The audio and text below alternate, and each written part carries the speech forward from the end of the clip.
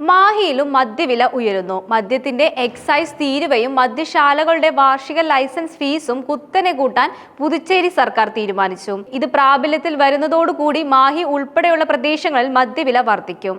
Lieutenant governor ഒപ്പുവെക്കുന്നതോടെ ഇത് പ്രാബല്യത്തിൽ വരും.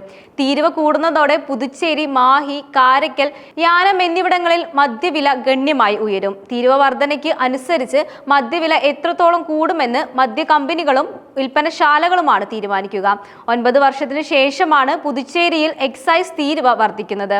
തീരുവ വർധന നിലവിൽ വന്നാലും മദ്യവില മറ്റു സംസ്ഥാനങ്ങളെ അപേക്ഷിച്ച് കുറവായിരിക്കുമെന്നാണ് സംസ്ഥാന സർക്കാർ അറിയിച്ചത്.